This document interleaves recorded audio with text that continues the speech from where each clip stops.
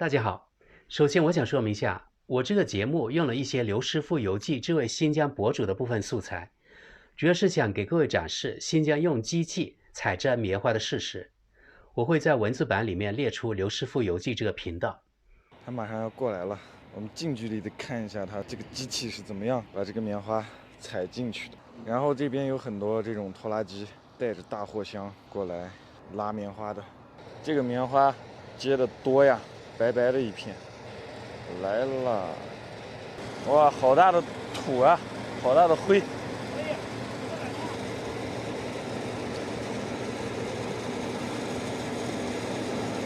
啊，感觉到巨大的风。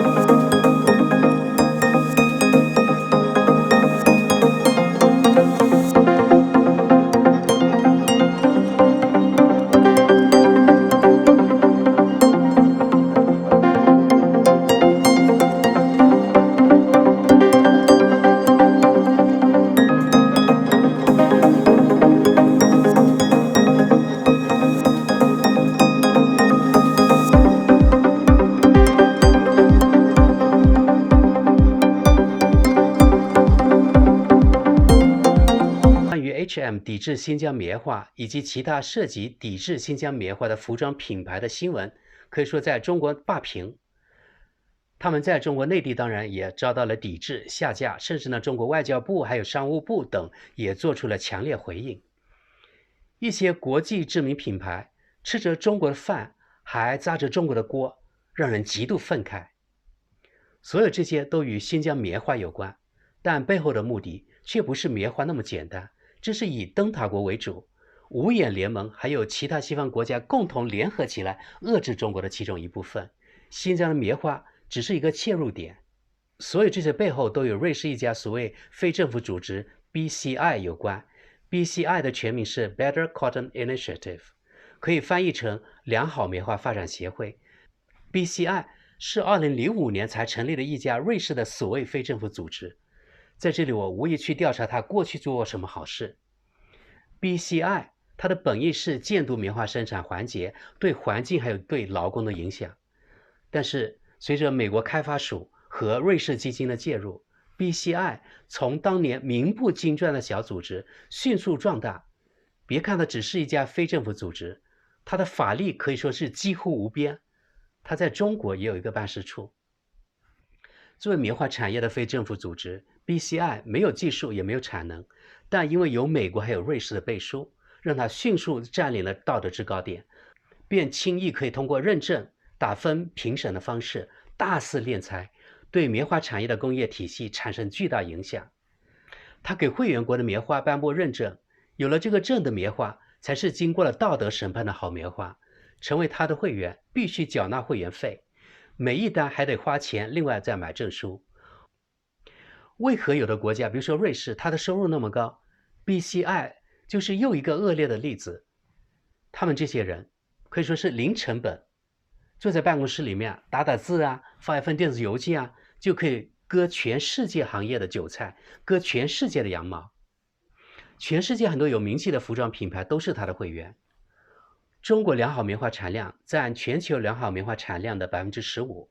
BCI 认证的中国良好棉花去年大概是不到90万吨。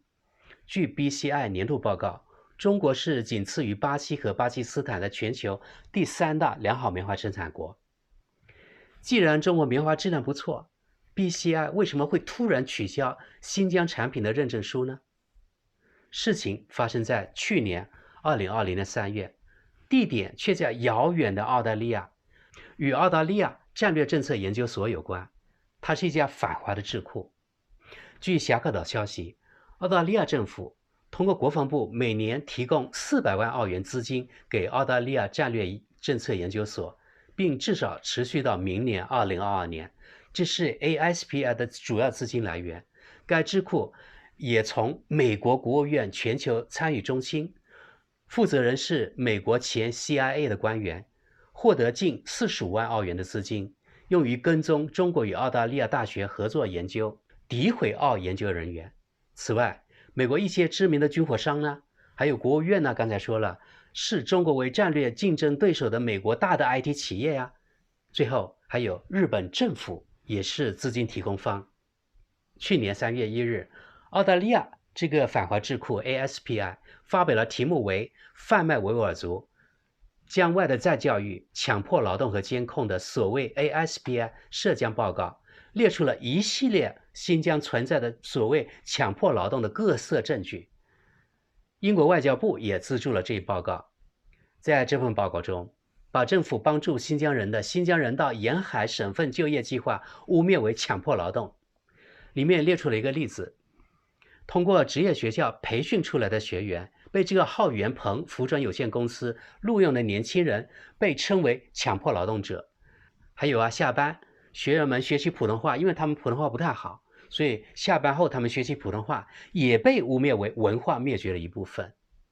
这份报告只有5-6人参与，其中就有2位华人女性参与炮制这份所谓的新疆强迫劳动报告，一位是许秀忠，另外一位是 Stephanie 张，我觉得这应该是张女士吧，也是应该是大陆人，因为是这个张。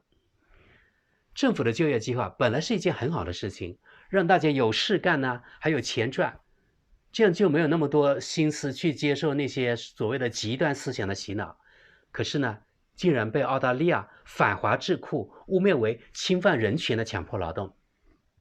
由此可见，一些政府、企业资助表面上客观中立的研究机构和智库炮制某政治性极强的报告，这样的报告能中立吗？第一，新疆地区的棉花是世界上最好的棉花之一，不用是相关企业的损失。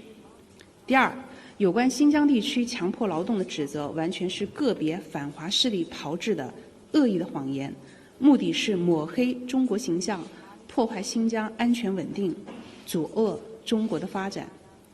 第三，给老百姓，包括少数民族的群众提供更多的就业机会，一般正常人都会觉得是件好事儿，因为可以让人民过上越来越好的生活。但是就有人认定一定是强迫劳动或者暗无天日的压迫。为什么？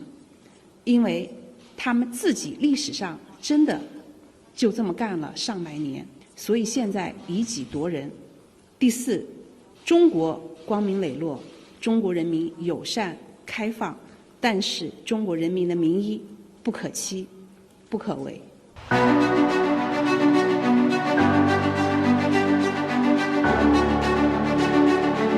相关的公司它是什么时候发表了这个声明，我没有关注。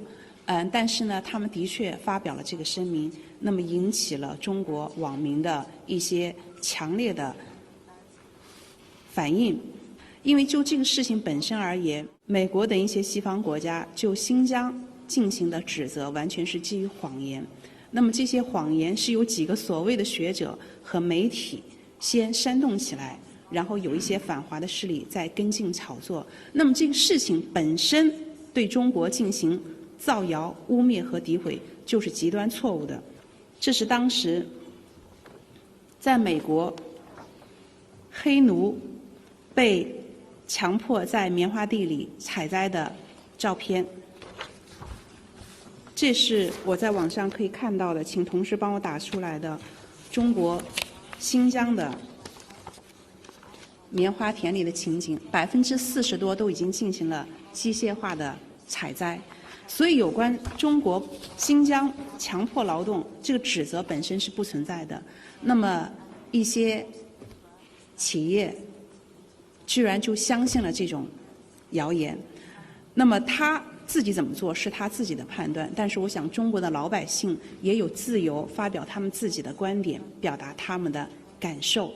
中国的市场就在这儿，不需要我们去专门搞什么胁迫。但是有一点是肯定的，可能现在中国老百姓也不允许一些外国人一边吃着中国的饭，一边砸着中国的碗。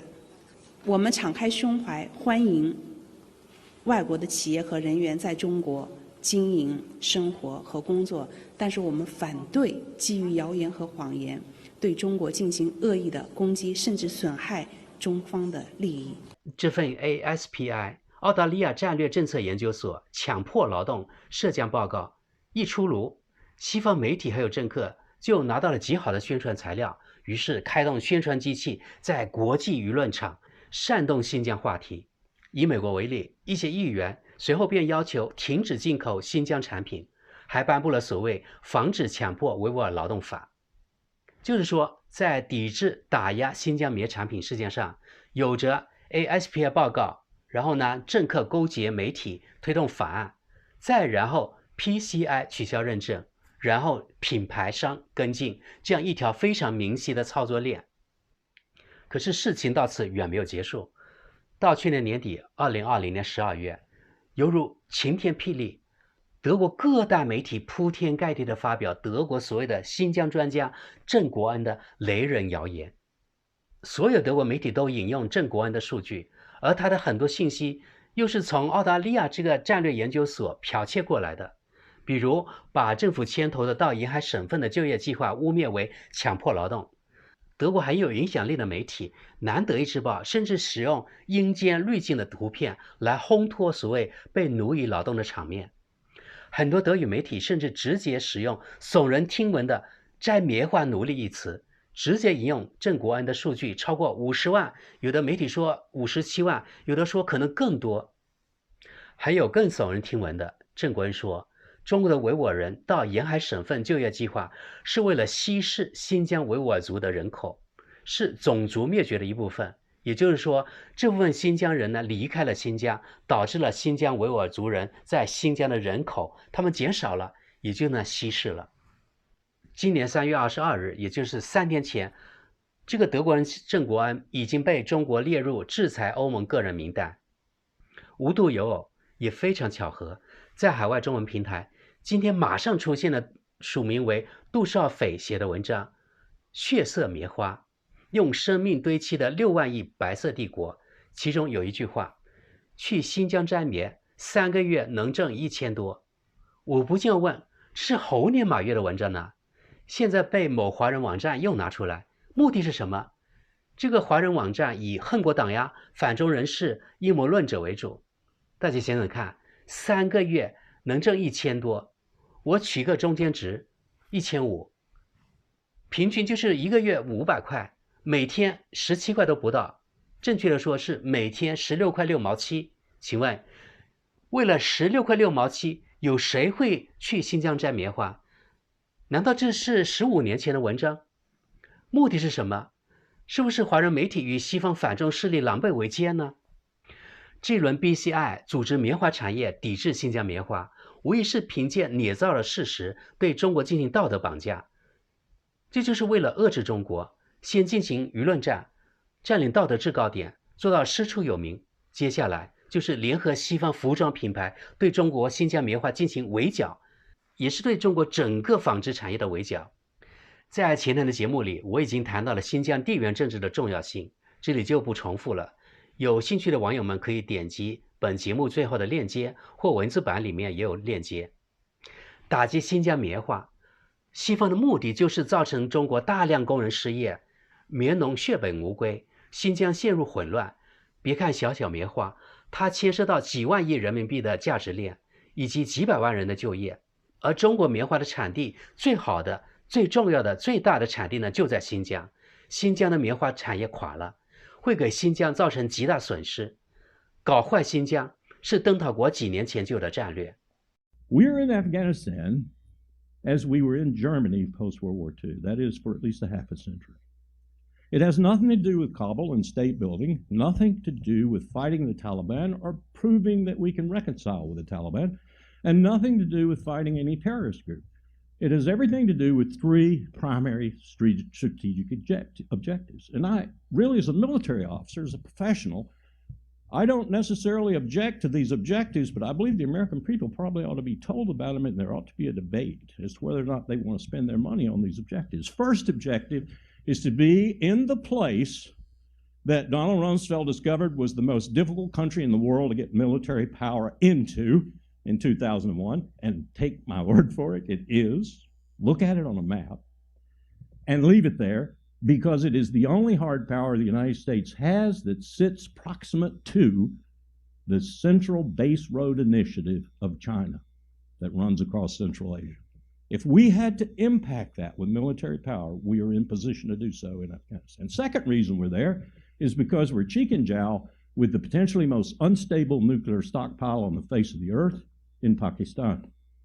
We want to be able to leap on that stockpile and stabilize it if necessary. And the third reason we're there is because there are 20 million Uyghurs, and if the CIA has to mount an operation using those Uyghurs, as Erdogan has done in Turkey against Assad, there are 20,000 of them in Idlib in Syria right now.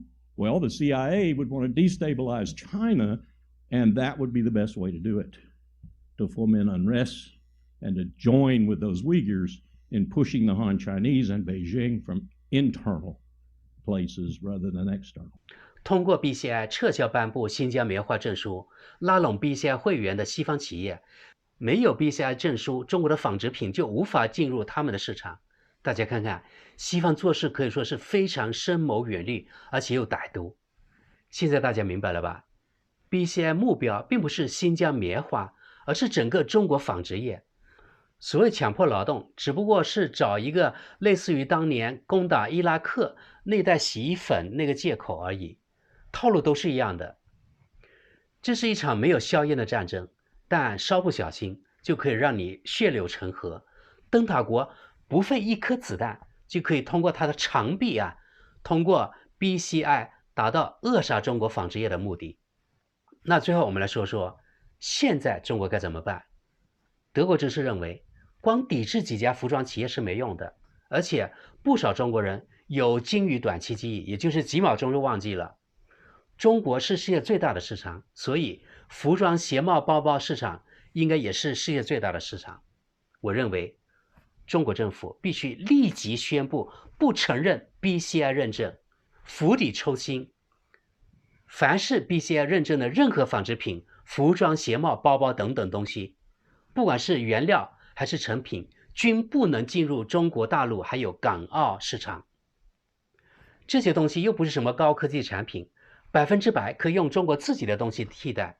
只不过以前可能你穿的比如说是 CK 内裤现在变成了雅戈尔。以前你穿耐克鞋，现在变成了回力或者是双星等等。我确信这一招会让西方损失非常惨重。西方大部分奢侈品牌都是靠虚荣心强的中文在强撑着，没有了中国顾客，我估计大部分品牌都会死掉。同时，西方国家的市场很可能因为缺少中国的纺织品以及中国的纺织机械，而导致当地的价格攀升，民众在这方面的支出增加，相当于他们那里有通货膨胀。还有，没有了外国纺织品，还有外国服装侵占中国市场，会导致中国自己的纺织企业，还有中国自己的服装企业对棉花的需求增加。就是说，道德表的西方抵制的新疆棉花，可以被中国企业以及中国消费者内循环消费掉，中国人可以穿新疆优质棉花的衣服，这是好事情呢。所以我认为，中国有关部门应该立即宣布 BCI 认证非法化。我认为呢，这是反制西方搞垮中国纺织行业的最佳，也是最快，同时呢也是代价最小的办法。各位朋友，你们怎么看呢？请大家各抒己见，谢谢。